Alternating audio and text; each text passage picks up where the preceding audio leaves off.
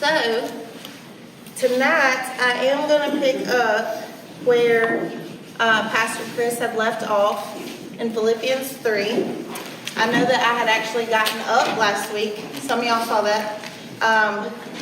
So I apologize for that. There was a need somewhere and then I just stayed. So, I didn't want to interrupt more than I already had. So I will be in Philippians 3. I am covering verses 4 through 11. I'll probably read 1 through 11 though, and I'm sure that Pastor Chris will he'll summarize before he starts in 12 next week, I'm sure. So I'll give you what I have and we can go from there. So I'm going to start Philippians 3 verse 1. Finally, my brothers, rejoice in the Lord. To write the same things to you is no trouble to me and is safe for you. Look out for the dogs, look out for the evildoers, look out for those who mutilate the flesh. For we are the circumcision who worship by the Spirit of God, and glory in Christ Jesus, and put no confidence in the flesh. Though I myself have reason for confidence in the flesh also, if anyone else thinks he has reason for confidence in the flesh, I have more. Circumcised on the 8th day, of the people of Israel, of the tribe of Benjamin, a Hebrew of Hebrews, as to the law, a Pharisee, as to zeal, a persecutor of the church, as to righteousness under the law, blameless. But whatever gain I had, I counted as loss for the sake of Christ. Indeed, I count everything as loss because of the surpassing worth of knowing Christ Jesus my Lord.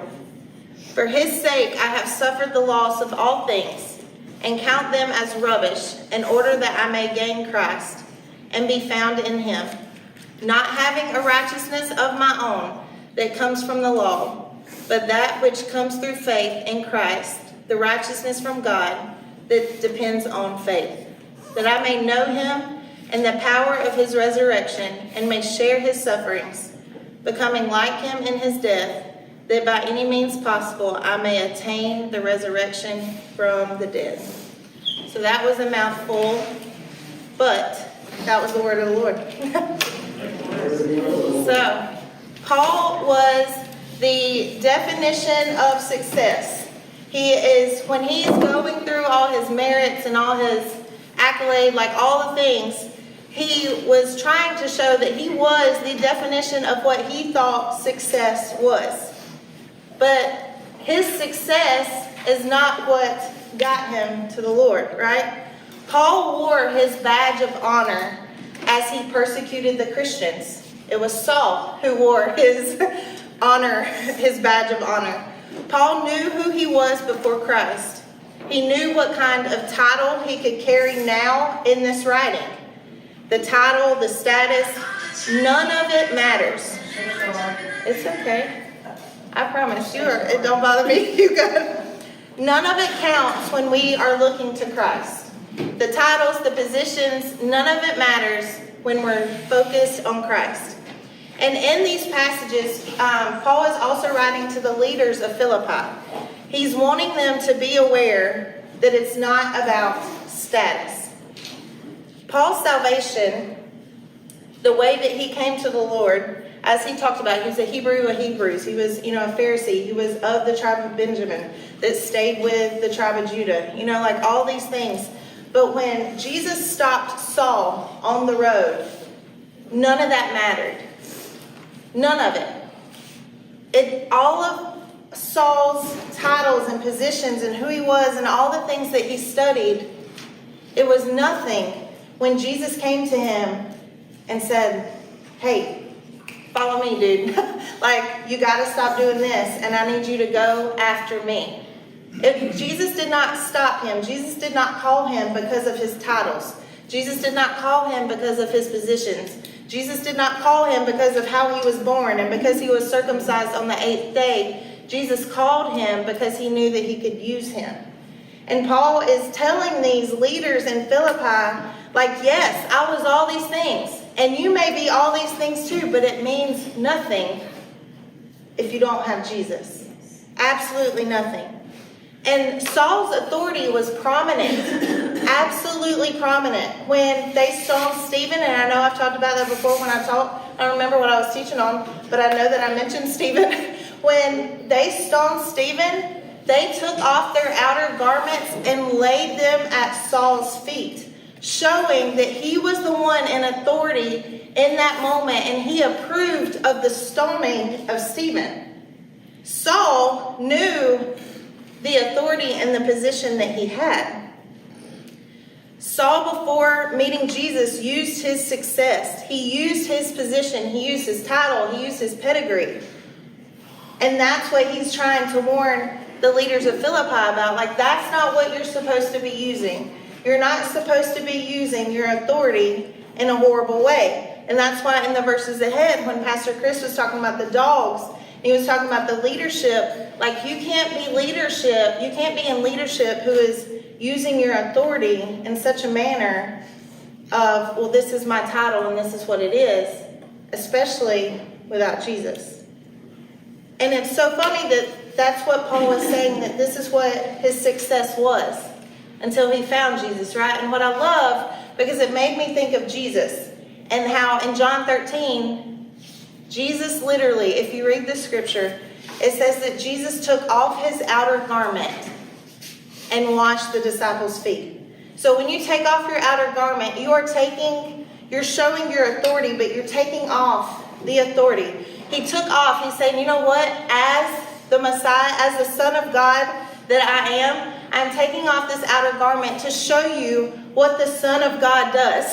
What a true leader is that I bow before you and I serve you and I wash your feet. Like, Jesus is showing us what true success as a leader is all throughout his time there. Like, he's showing like what a leader is. And Paul, he had garments laid at his feet when he was Saul. He had all the titles and all the positions. And he's telling these leaders at Philippi, you cannot be this way. This is not the way to do it. If Paul could have salvation by success, then he was the one to have it. But that's not how it was. For Paul to be talking about the flesh in these verses, and he's talking about the circumcision, he is showing us that walking in the flesh isn't just about being at your lowest and Jesus meeting you at your lowest. He's also showing them that even being at your highest of what you think your highest is, that Jesus also meets you there. Because if you're in the flesh, he's saying you have not met Jesus yet. Doesn't matter if you're circumcised. It doesn't matter how you're living. It doesn't matter if you're living righteous before the Lord, because it's God's righteousness that depends on our faith, right? And I think that says it in verse 9. So it's the Lord. It's the Lord. And when he's talking of the flesh, he's saying it doesn't matter. Circumcised, uncircumcised. Because whatever you're walking in, if you haven't met Jesus, then you're walking in the flesh.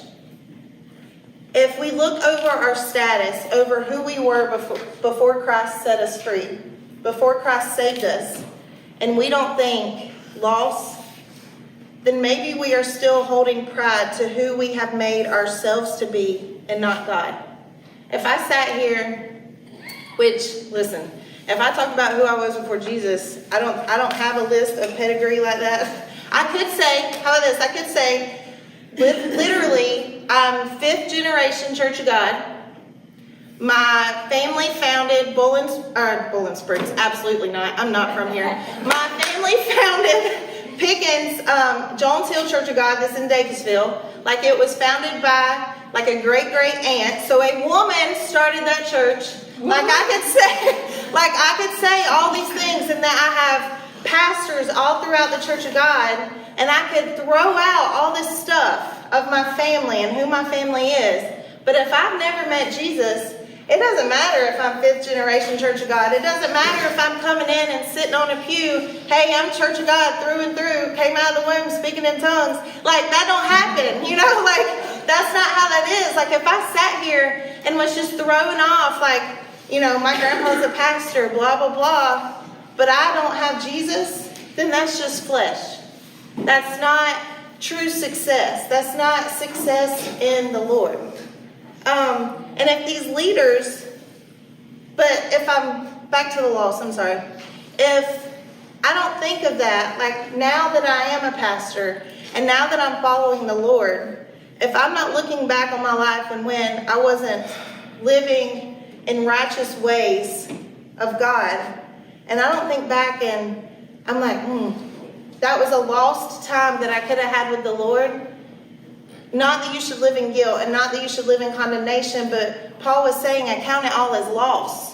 Like all the things that he had done and accumulated, he counts it all as loss because he didn't have Jesus. Like anything that I have done out of good deed or good merit or whatever, if I wasn't doing it with the Lord, it's a loss, right? That's what Paul was saying, it's a loss.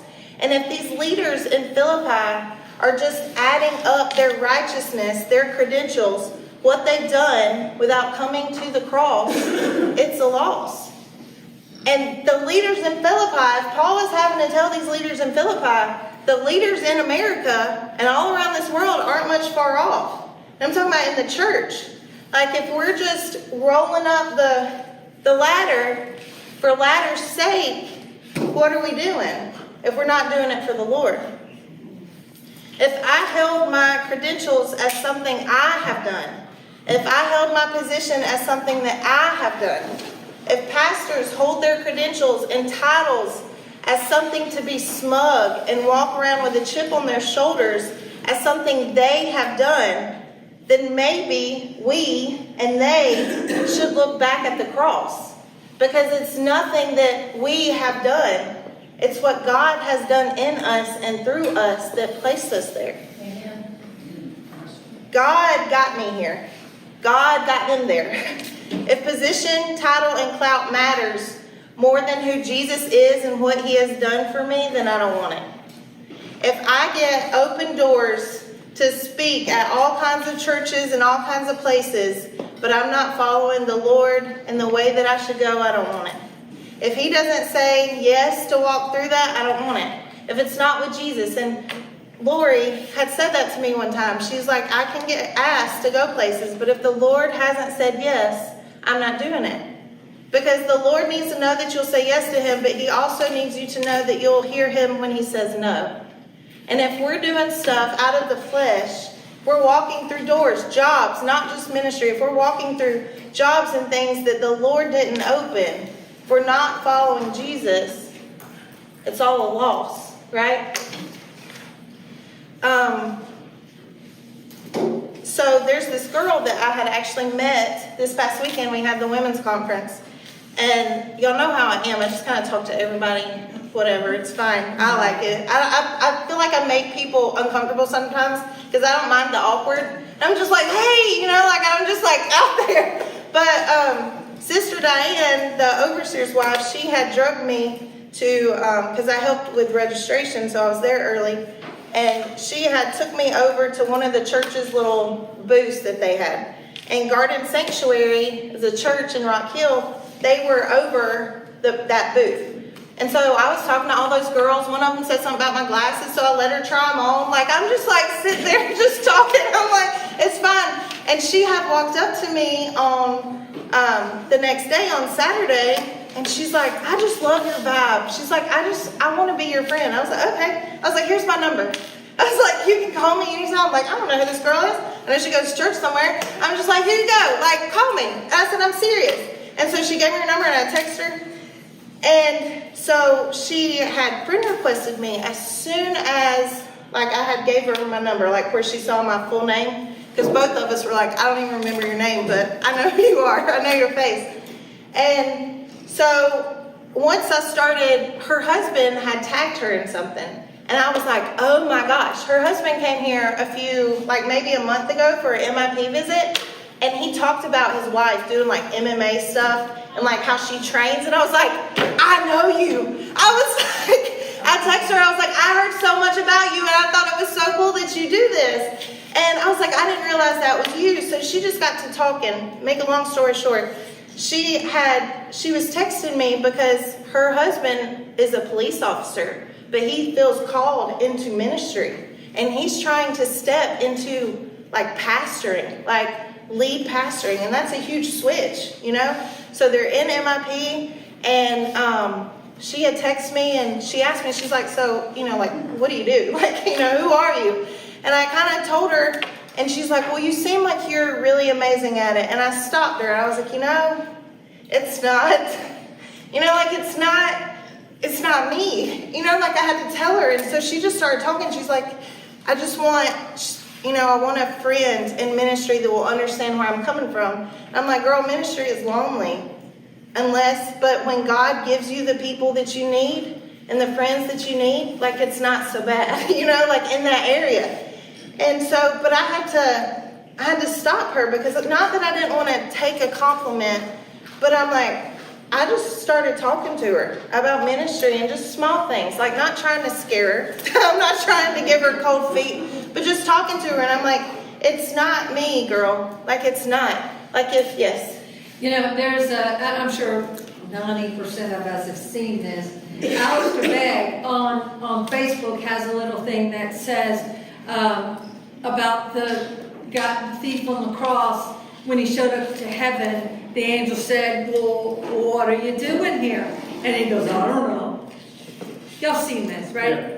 Yeah. And in the end, he said, I am here because the man on the middle cross said I could come. Yeah.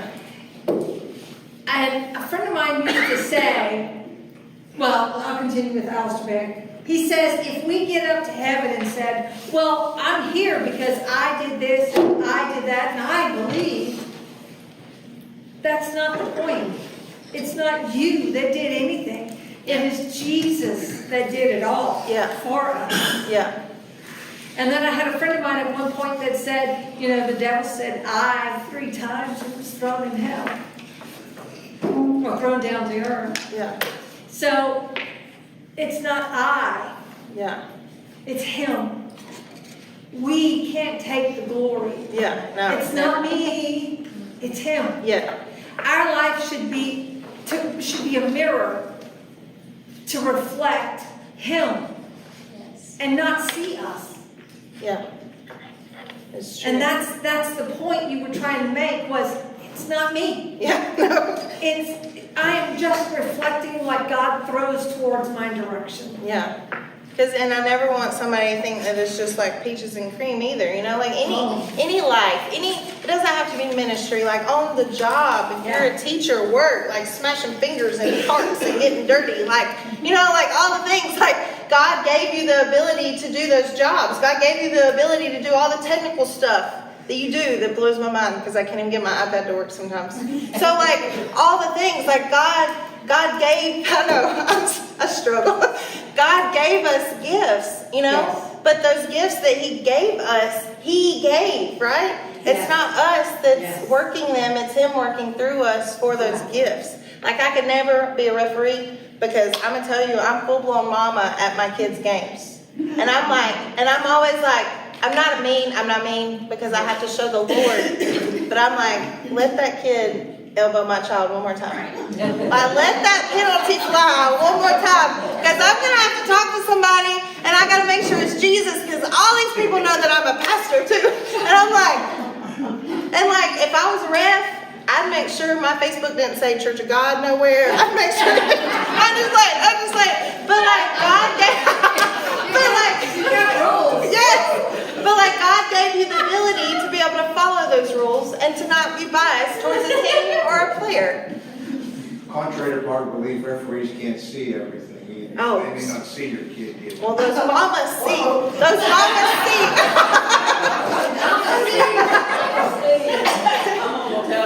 Yeah, those mamas see. My kid cried the entire football game Saturday while he was playing. The whole game he cried. Because he did not hear the coach change the play, and he did what he thought he was supposed to do, and he messed up. And he cried the whole time. And I said, if my kid would have known he was playing person and not zone, he wouldn't have missed it. Because what made me mad was that when he messed up, they immediately took him out and changed his spot. And I was like, that is one mistake. And you and I do that to my child. And I said it very nicely. But I was like, I need you, like, don't do that to my kid. My kid cried the whole game. The entire game. He's playing football and running. And I'm like crying. My kids weren't made for sports, guys. They have real sensitive hearts, and they're like me in the fact that it's all or nothing, and it has to be, like, I need to be perfect at it the first time I do it, or I'm a mess. It's good that they're in it then, I know. and teach them you're not going to be perfect. I know. We have these conversations, I promise, because we have them with myself. I am a living witness of all these things, like a walking testimony of this. But so all the things, like what we do and how we do it is not of us, right? No. It's of the Lord through us, and it's Him through us that makes all these things happen, that gives us the gifts, that testifies through us. My righteousness is nothing if it's not from God, like verse 9 says. And it reminded me of Isaiah. And in the book of Isaiah, in chapter 6, it says, "In the year that King Uzziah died, I saw the Lord sitting upon a throne, high and lifted up, and the train of his robe filled the temple. Above him stood the seraphim, each had 6 wings. With 2 he covered his face, and with 2 he covered his feet, and with 2 he flew. And one called to another and said, Holy, holy, holy is the Lord of hosts. The whole earth is full of his glory. And the foundations of the threshold shook at the voice of him who called, and the house was filled with smoke." And here it is, this part that it reminded me of. "And I said, Woe is me, for I am lost, for I am a man of unclean lips, and I dwell in the midst of a people of unclean lips. For my eyes have seen the King, the Lord of hosts. Then one of the seraphim flew to me, having in his hand a burning coal that he had taken with tongs from the altar.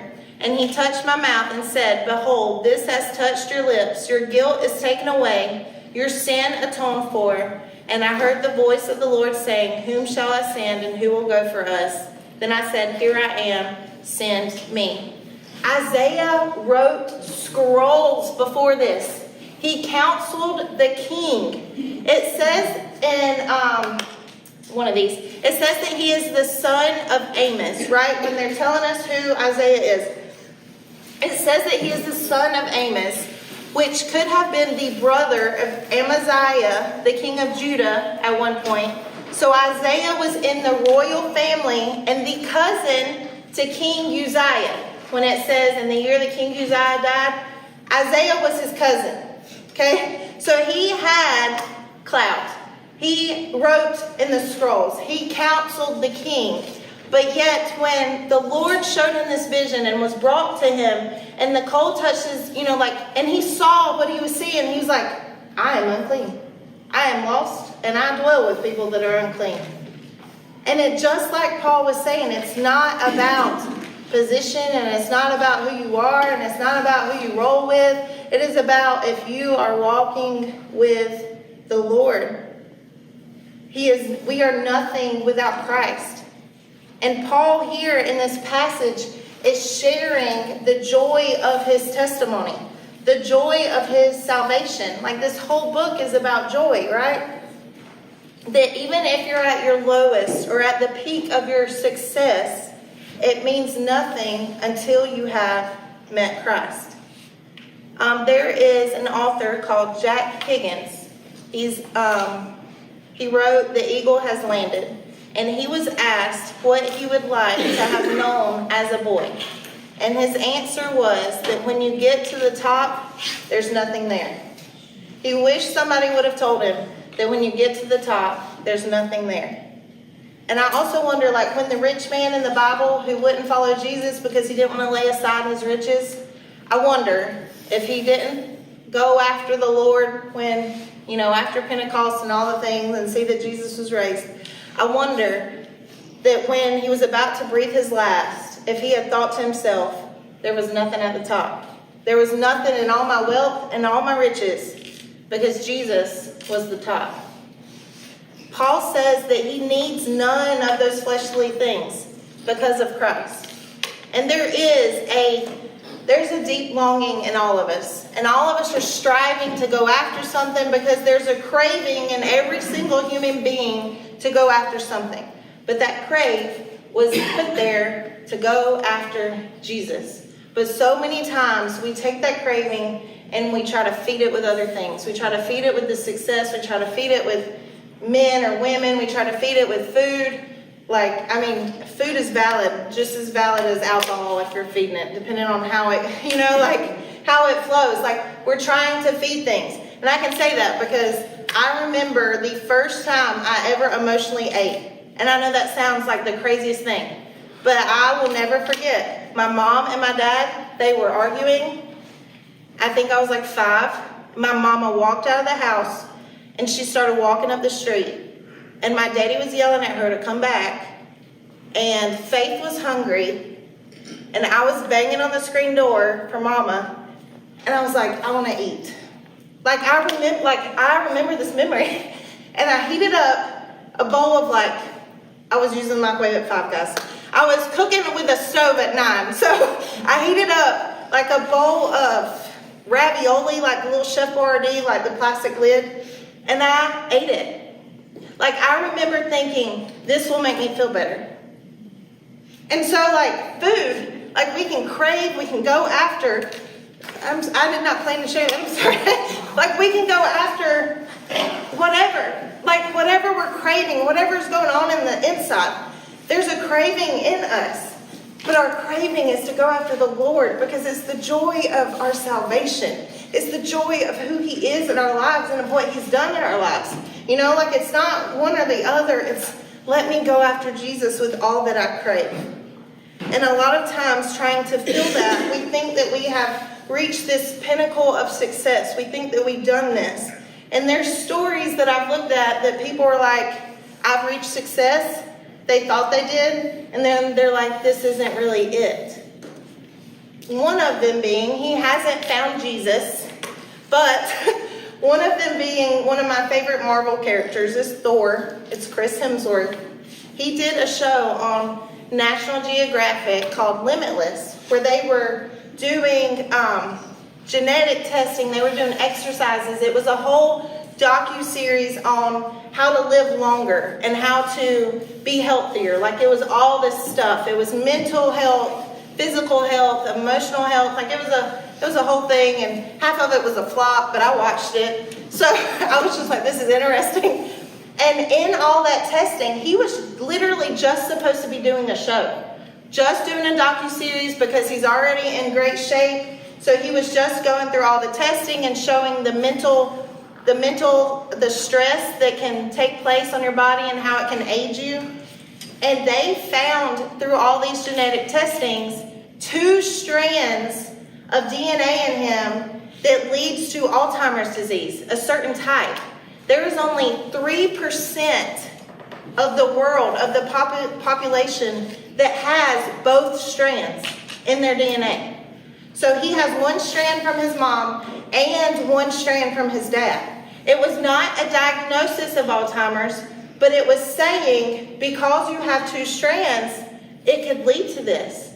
And he found this out while doing this show. It was so serious that the doctor called him. He said, I don't want to tell you this on during the video recording. I want to tell you this outside. And he's like, what do I do with this? He is Thor. He's Thor. He's got kids, he's married, he's got 3 kids, he's married, but he's making all this money, he's doing all these movies with Marvel, he's one of the best ones, especially since Steven Rogers is no longer there. He's the best one. My opinion. So you take it how you want to. And he's like, you know what?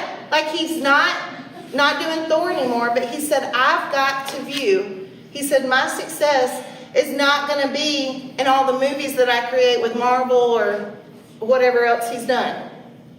I want to spend more time with my kids and my wife and make memories with them so that if I ever do forget, if I ever do get to that point and it does take place, then I've spent my time with my kids and my wife and my family and not trying to go after fame. He's still doing stuff, but he took a step. He reevaluated where he was. Now, is he following Jesus? Absolutely not. But I think that we all could look okay, if we're looking at our success in this manner, but are we following Jesus with how we're living, right? If we would never have been in position or have titles or have this merit about us, would we have still been in sin, we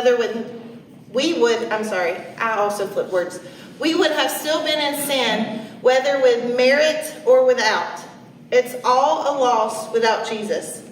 And Paul was able to receive Jesus and know him, which flows into verses 10 and 11. I'm almost done, guys. The knowing of Jesus, everyone knew Saul before Jesus. And now everyone knows Paul because of Jesus. Paul wants to know Jesus, to truly know the intimate level of knowing and walking in the knowing, walking in the knowledge of Jesus and the power of his resurrection. The joy that comes from knowing Jesus. Knowing Jesus counts it all as a loss, to be completely his.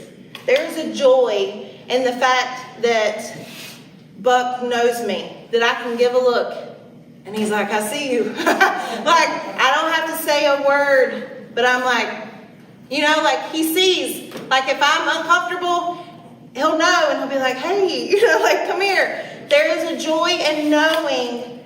There's a joy when you know that somebody knows you.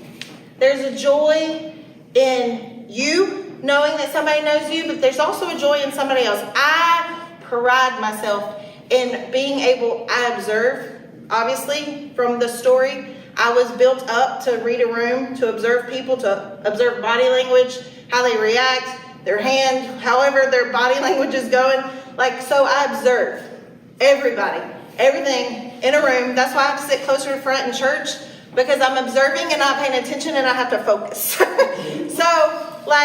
And there is a joy that I get from knowing others. There's a joy that I have knowing that I know Buck more than anybody else does. There's joy on both sides. And when we know Jesus, there's joy in us. But when we know Jesus, there's a joy in Jesus that we're knowing him. Amen. It says he suffered loss. But not everything that Paul says that he lost was something that he necessarily wanted to give up, right? Not everything in our Christian life comes easy. Paul lost a lot. In jail, mostly. He had a thorn in the side that there's debate over what that was. He was beaten. And he lost time with people. That's why he wrote. He's in jail half the time, and he's writing, and he's having to disciple people outside the little, however you want to imagine that. The jail cell window, if you may. But the more that we know Christ, no matter what we've suffered, the more we are pursuing him or after him, the more that we die to our flesh and live in the righteousness of God, the more we glory in him. Not that we're getting the glory, but the more that we glory in him and worship him. No matter the loss or suffering, it is the joy of Christ that we revel in. Whatever we go through, it brings us closer and closer to Jesus. It's all about the joy that is set before us. Whether in testimony and where God has brought you from, or in testimony of the suffering, we count it all joy, as James tells us. The joy of the Lord is our strength. And Paul, over and over, is making sure we understand the joy of this life with Jesus. So, because of this story that I shared with you, I was always the type of person, this is my last thing, I was always the type of person that, I found joy in, small things. So I did not have an imagination. I have actually learned as an adult of, there was probably reasons why I didn't really spread my wings. But there was, in the imagination aspect, I always thought that I could be Mary Poppins and I could fly from an umbrella. So I would jump off my carport ledge and try to float. I just wanted to float. I wanted to float away. And then the Care Bears, because they were in the clouds. And so my mom did do that with us, where you made if you saw a dinosaur in the clouds, the shape of it. And so there was always small things of joy for me. So I remember, and I'm actually going to share it on Mother's Day, but I remember me and my sister shared a room, and she was Nothing bothered her. Let me tell you. Nothing bothered her. But sometimes I couldn't sleep at night. So like I would pray for her, and she would sing for me. And so she'd be like, what do you want me to sing about? And I'd be like, food. And I would tell her, I'm like, sing about food or something. I said, strawberries in a field. Strawberries in a field. And even I can see it in my head because, like my imagination's better now. But I always saw this, I love wildflowers. And so like a field, even though strawberries don't grow in wildflowers, when I was a kid they did. And so you had like this field of like wildflowers. And I'm like, sing about strawberries and cheeseburgers. And there was like, I love cheeseburgers, guys, and strawberries. So, yeah, I know, right? So there was joy. I found joy. Like there was joy in such small things. Like I remember when Pastor Chris had asked, when it might have been a Sunday or Wednesday, and he was like, what do you find joy in? Write it down. And I was like, and I texted him because my first thought was a full fridge. I cannot tell, and then, again, because of the way that I grew up, I hate going to get groceries and unloading them, but once my fridge is full, there is just this joy that I get from a full fridge. I love a full fridge. A full pantry gives me anxiety, but a full fridge, I absolutely love it. Like there is joy in small food. Y'all see this? There's an issue here. There is joy in small things, even still. And if there's joy in small things, Jesus is a big thing. So why shouldn't there be joy